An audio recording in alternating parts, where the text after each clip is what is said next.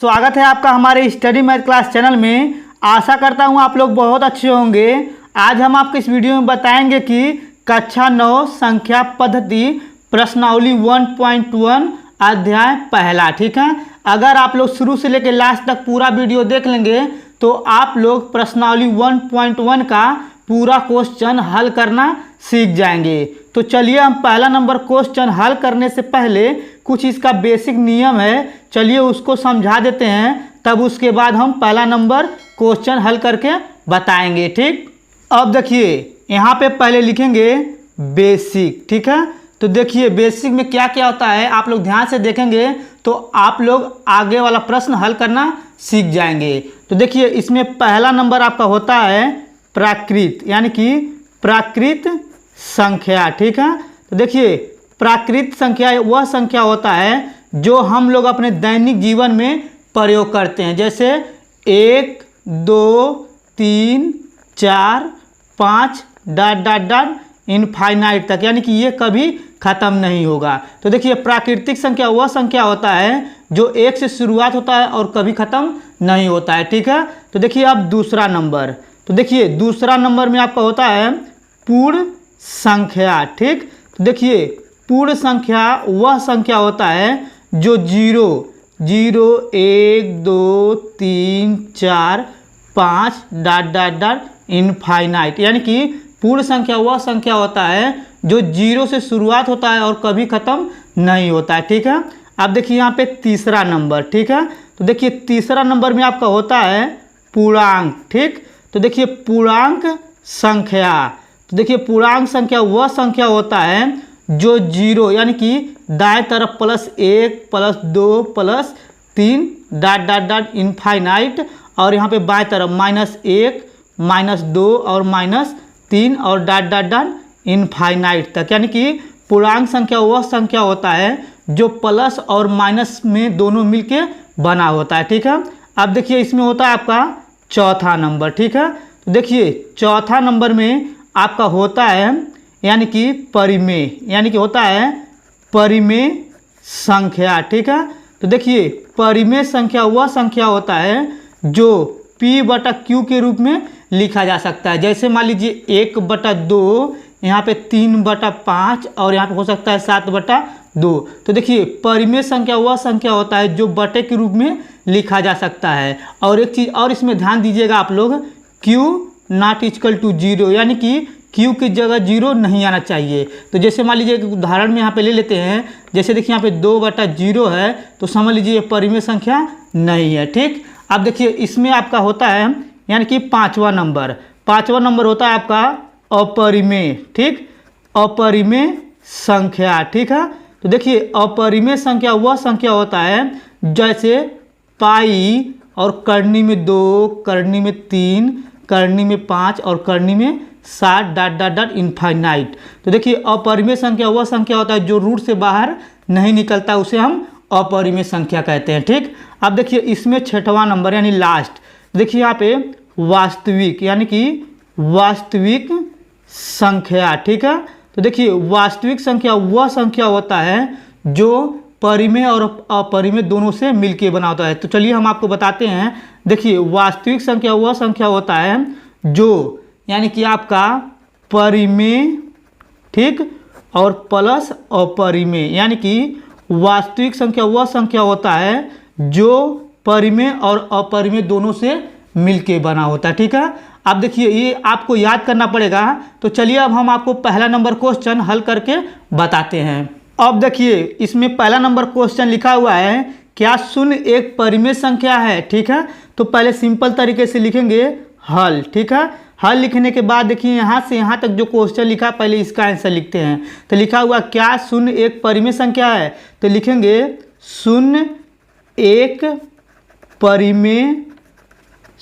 एक परिमेय संख्या है। ठीक, अब देखिए ये कैसे है इसको भी बताना है। यहाँ पे लिखा हुआ है क्या इसे P/Q के रूप में लिखा जा सकता है। देखिए यहाँ पे लिखा है P/Q, तो ये आपका परिमेय संख्या है, तो लिखेंगे यहाँ पे परिमेय संख्या। ठीक है, परिमेय संख्या आपका क्या होता है, यानी कि परिमेय संख्या P/Q। ठीक है, अब देखिए यहाँ पे लिखा था क्या इसे p बटा q के रूप में लिखा जा सकता है, जबकि p और q पूर्णांक है। ठीक है, तो देखिए p के जगह 0 और q के जगह यानी कि 0 1 2 3 डॉट डॉट डॉट इनफाइनाइट, यानी कि प्लस और माइनस में दोनों लिख सकते हैं, क्योंकि यहाँ पे लिखा है जबकि p और q पूर्णांक है। ठीक है, फिर यहाँ पे लिखा है और q नॉट इक्वल टू 0, यानी कि q के जगह 0 नहीं आना चाहिए। ठीक है, इतना आपको समझ में आ रहा होगा।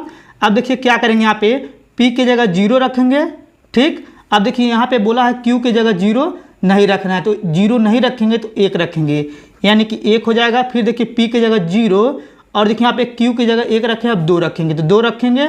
ठीक, फिर p की जगह 0 और देखिए यहाँ पे यानी कि नीचे 3 लिखेंगे। ठीक है, तो देखिए ये आपका परिमेय संख्या हो गया। ठीक, ये आपका पहला नंबर आंसर हो गया। चलिए अब दूसरा नंबर बताते हैं। अब देखिए दूसरा नंबर क्वेश्चन यहाँ पे लिखा हुआ है 3 और 4 के बीच में 6 परिमेय संख्या ज्ञात कीजिए। देखिए यहाँ पे पहले सिंपल तरीके से लिखेंगे हल। हल लिखने के बाद देखिए इसमें 3 और 4 में कौन बड़ा है, 4 बड़ा है, तो लिखेंगे 3 बड़ा है 4 से। ठीक है, इतना आपको समझ में आ रहा होगा। अब देखिए यहाँ पे लिखा है 3 और 4 के बीच में 6 परिमेय संख्या ज्ञात करना। 6 परिमेय कह रहा है, तो क्या करेंगे यहाँ पे सिंपल तरीके से 6 में 1 जोड़ देंगे तो आपका आ जाएगा 7। ठीक है, अब देखिए यहाँ पे लिखा है 3, यानी कि 3 में हम क्या करेंगे 7 से अंश और हर में गुणा करेंगे। यहाँ पे लिखेंगे 3 गुणे 7 बटा 7। ठीक है, देखिए अंश और हर से गुणा कर दिए। फिर देखिए यहाँ पे इस तरह से जो दिया इसको लगा देंगे, फिर यहाँ पे लिखेंगे 4। अब देखिए इसमें भी क्या करेंगे 7 से ऊपर नीचे गुणा करेंगे, यानी अंश और हर में गुणा कर देंगे। ठीक है, इतना आपको समझ में आ रहा होगा। अब देखिए इसके बाद क्या करेंगे, गुणा करेंगे नीचे एक लगा के, तो 3 सत्ते 21 और 7 नीचे, फिर यहाँ पे बड़ा का चिन्ह लगा देंगे। अब देखिए यहाँ पे नीचे एक लगा के 7 चौका 28 और नीचे 7 हो जाएगा। ठीक है, इसके बीच का 6 परिमेय संख्या ज्ञात करना है, तो देखिए यहाँ पे लिखा है 21 बटा 7, लिखेंगे 21 बटा 7 और इसके बाद क्या आएगा 22, यानी 22 बटा 7। इसके बाद लिखेंगे 23 बटा 7 और इसके बाद लिखेंगे 24 बटा 7, फिर इसके बाद लिखेंगे 25 बटा 7, फिर इसके बाद लिखेंगे 26 बटा 7 और इसके बाद लिखेंगे 27 बटा 7 और इसके बाद लिखेंगे 28 बटा 7। ठीक है, तो देखिए यहाँ से लेके और यहाँ तक आपका 6 परिमेय संख्या हो गया। ठीक है, ये आपका दूसरा नंबर भी आंसर हो गया। चलिए तीसरा नंबर बताते हैं। अब देखिए तीसरा नंबर यहाँ पे लिखा हुआ है 3 बटा 5 और 4 बटा 5 के बीच में 5 परिमेय संख्या ज्ञात करो। ठीक है, पहले सिंपल तरीके से लिखेंगे हल। हल लिखने के बाद क्या करेंगे 3 बटा 5 यहाँ पे उतार लेंगे और 3 बटा 5 से बड़ा है आपका 4 बटा 5। ठीक, इस प्रकार से उतार लेंगे। ठीक है, अब देखिए इसके बाद बोला 5 परिमेय संख्या ज्ञात करने के लिए, तो क्या करेंगे 5 में 1 जोड़ लेंगे। ठीक है, जितना बोलेगा उसमें 1 जोड़ लिया जाएगा तो आपका हो जाएगा 6। अब देखिए इसके बाद क्या करेंगे, यहाँ पे 6 जो दिया हुआ पहले वाले में अंश और हर से 6 में गुणा करेंगे, फिर दूसरा यानी पीछे वाले में 6 से अंश और हर में गुणा करते हैं। यहाँ पे लिखेंगे 3 बटा 5 गुणे 6 बटा 6। ठीक है, फिर यहाँ पे बड़ा का चिन्ह लगा देंगे। फिर देखिए यहाँ पे क्या है आपका 4 बटा 5 है, तो इसमें भी 6 से अंश और हर में गुणा कर देंगे। ठीक है, अब देखिए इसके बाद गुणा करेंगे तो आपका हो जाएगा 6 त्रिका 18 और नीचे हो जाएगा आपका 30। ठीक, फिर देखिए अब यहाँ पे क्या करेंगे 6 चौका 24 और नीचे हो जाएगा 30। ठीक, अब देखिए यहाँ पे सिंपल तरीके से लिखेंगे 18 बटा 30, फिर इसके बाद क्या आता है 19 बटा 30, फिर यहाँ पे लिखेंगे 20 बटा 30 और यहाँ पे लिखेंगे 21 बटा 30, फिर लिखेंगे 22 बटा 30, फिर इसके बाद लिखेंगे 23 बटा 30 और उसके बाद लिखेंगे यहाँ पे 24 बटा 30। ठीक है, इतना आपको समझ में आ रहा होगा। अब देखिए यहाँ से लेके यहाँ तक आपका 5 संख्या हो गया। देखिए यहाँ पे ये तीसरा नंबर आंसर हो गया। तो चलिए अब चौथा नंबर बताते हैं। अब देखिए यहाँ पे चौथा नंबर लिखा हुआ है क्या निम्नलिखित कथन सत्य है, कारण सहित उत्तर दो। ठीक है, तो देखिए इसमें सत्य असत्य बताना है और कारण सहित बताना है। ठीक है, तो देखिए यहाँ पे पहला नंबर क्वेश्चन लिखा हुआ है प्रत्येक प्राकृतिक संख्या एक पूर्ण संख्या होता है। तो देखिए यहाँ पे सिंपल तरीके से पहले लिखेंगे हल। ठीक है, तो एक बार और पढ़ते हैं, लिखा है प्रत्येक प्राकृतिक संख्या एक पूर्ण संख्या होता है, तो लिखेंगे यहाँ पे सिंपल तरीके से सत्य। ठीक है, तो देखिए एक बार आपको समझाते हैं। यहाँ पे लिखा है प्रत्येक प्राकृतिक संख्या होता है 1 2 3 4। ठीक है, और पूर्ण संख्या आपका होता है 0 1 2 3 4, इस तरह से ये बढ़ता जाता है। ठीक है, तो देखिए यहाँ पे लिखा है प्रत्येक प्राकृतिक संख्या एक पूर्ण संख्या होता है। तो देखिए प्राकृतिक संख्या जो है पूर्ण संख्या में आ रहा है नहीं आ रहा, आ रहा है ना, तो ये सत्य हो जाएगा। तो यहाँ पे लिखेंगे प्रत्येक, यानी कि लिखेंगे प्रत्येक, ठीक है, प्रत्येक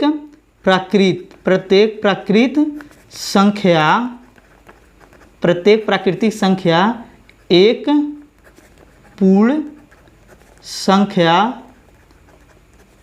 होता है, ठीक है। इसको सिंपल तरीके से इतना आपको लिख देना है, ठीक है। इतना आपको समझ में आ गया होगा। तो चलिए अब दूसरा नंबर बताते हैं। अब देखिए दूसरा नंबर लिखा हुआ है प्रत्येक पूर्णांक संख्या एक पूर्ण संख्या होता है। तो पहले सिंपल तरीके से लिखेंगे हल, ठीक है। अब इसके बाद देखिए फिर एक बार पढ़ते हैं, लिखा प्रत्येक पूर्णांक संख्या एक पूर्ण संख्या होता है, तो ये आपका असत्य है, ठीक है। तो कैसे असत्य है चलिए इसको बताते हैं। अब देखिए यहाँ पे लिखा है पूर्णांक, पूर्णांक संख्या वह संख्या होता है जो प्लस और माइनस में दोनों आता है, ठीक है। और पूर्ण संख्या वह संख्या होता है जो 0 1 2 यानी कि ये प्लस में आता है, ठीक है। तो देखिए यहाँ पे ये क्या हो गया, असत्य हो गया ना। तो लिखेंगे यहाँ पे यानी कि क्योंकि पूर्णांक, ठीक है, पूर्णांक संख्या धन और ऋण, ठीक है, धन और ऋण दोनों में आता है, इसलिए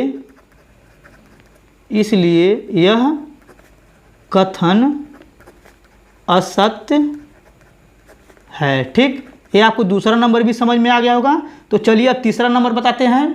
अब देखिए तीसरा नंबर यहाँ पे लिखा हुआ है प्रत्येक परिमेय संख्या एक पूर्ण संख्या होता है। तो देखिए यहाँ पे परिमेय संख्या, ठीक है। तो कह रहा है प्रत्येक परिमेय संख्या एक पूर्ण संख्या होता है।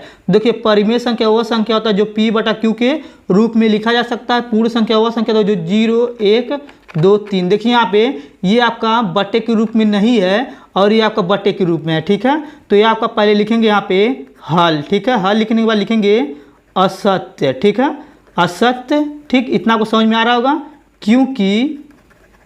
क्योंकि प्रत्येक पूर्ण संख्या